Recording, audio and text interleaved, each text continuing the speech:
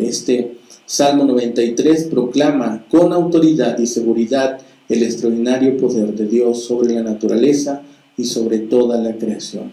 El salmista afirma el tema de la soberanía divina y revela un claro sentido de esperanza, seguridad y futuro. En medio del caos y la crisis se pueden manifestar con fuerza en la historia y el mundo.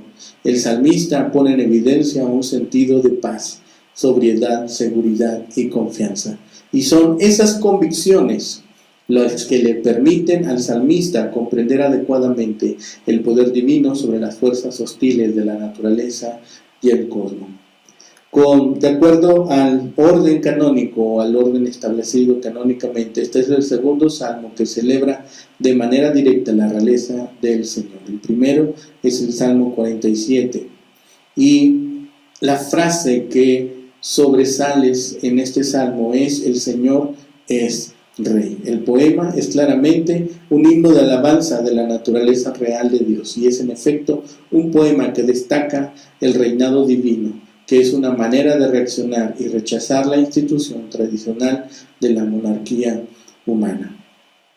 Y aunque en primera lectura el Salmo nos pareciera que transmite un sentido de seguridad y confianza, este Salmo debe haber sido escrito en momentos de gran crisis, en medio de dificultades, temores y mayores peligros. Quizá este salmo proviene de la época posexílica, cuando la monarquía ya no estaba funcionando en Jerusalén, pero ya se había reconstruido el templo, y ese fue un periodo de búsqueda, de incertidumbres históricas, de desorientación espiritual y de reconstrucción nacional. Y el tema de Dios como Rey es tan antiguo en la ideología del pueblo de Israel, que desde el comienzo mismo de la monarquía como institución nacional ya habían voces disidentes de firme y claro rechazo que estaban en contra de esta institución que fue permitida por Dios después de aquel clamor y después de aquella expresión que tuvo Israel hacia Dios. Este himno debe haberse utilizado también como parte de las celebraciones anuales en el templo, particularmente en los actos de celebración del Año Nuevo que afirmaban el señorío y el poder de Dios como creador y rey. Su autor puede haber sido un israelita piadoso que llegaba al templo restaurado para celebrar y afirmar el poder real de Dios, ya que las instituciones humanas de la monarquía no habían podido evitarle al pueblo la crisis y el caos del exilio en Babilonia. Este salmo, por lo tanto, sería una expresión de ese sentir de este hombre, de ese salmista, que llega al templo y que reconoce el Dios creador que está morando en este lugar. Por eso en los primeros dos versículos de este Salmo 93 vemos que el Señor reina, el Señor está presente. Para el análisis de la estructura del poema no debemos olvidar que hay varios temas. Al comenzar, el salmista alude a las vestiduras del Señor y al final recuerda que la santidad es el adorno o lo que conviene a su casa, aquí en el versículo 5. Inicialmente el poeta indica que tanto el mundo como el trono divino están firmes, y para culminar el salmo regresa el tema de la estabilidad y la firmeza. Además, el tema de la durabilidad se repite al comienzo y al final del poema, pues son firmes y eternos el trono de Dios y sus testimonios. En los primeros dos versículos dice: Jehová reina, se vistió de magnificencia, Jehová se vistió, se ciñó de poder, afirmó también el mundo y no se moverá.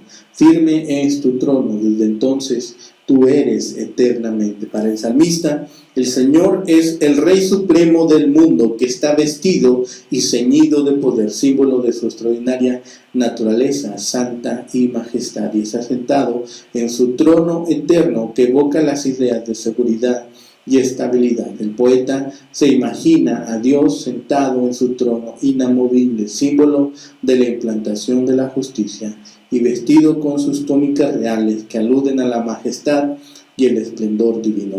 La imagen por sí sola es poderosa y reveladora. La primera expresión poética no es la descripción del caos ni la presentación de las dificultades, sino la contemplación y el disfrute de la gloria de Dios. El Dios del salmista es el Rey que tiene poder y autoridad sobre la tierra, y el futuro de la tierra y la humanidad está seguro porque su trono, signo de reinado, es eterno, firme, seguro y estable. La soberanía de Dios es pues lo que se pone de manifiesto en el Salmo. Y desde ese trono eterno y seguro, el Dios del salmista le brinda al mundo estabilidad, futuro y esperanza. Para el versículo 3 y 4 dice: alzaron los ríos, oh Jehová, los ríos alzaron su sonido, alzaron los ríos sus ondas. Jehová en las alturas es más poderoso que el estruendo de las muchas aguas, más que las recias ondas del mar. El versículo 3 y 4, de pronto el poeta escucha el mover poderoso de las aguas, se percata de los ruidos de las aguas torrenciales, nota el oleaje del mar embravecido que amenaza seriamente la estabilidad del mundo y la historia. La voz que producen estos ríos y las muchas aguas se levanta contra el Dios eterno y Rey.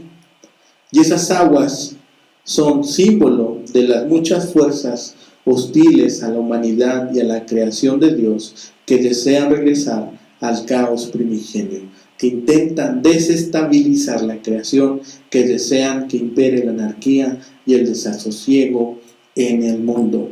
Sin embargo, el poder divino impera y supera esas fuerzas malignas y despiadadas de las aguas que pueden traer desorden y desolación al mundo.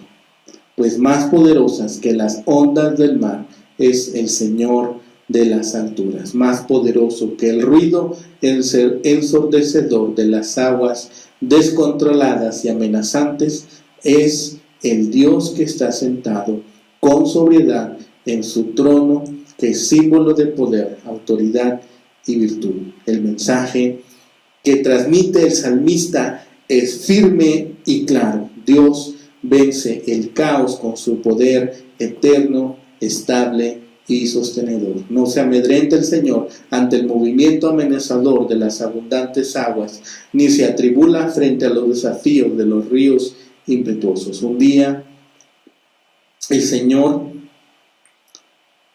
reinará sobre todas las cosas. Volverá a la estabilidad que Él estableció. El Dios eterno sentado en su trono es más poderoso que las corrientes amenazantes de las aguas.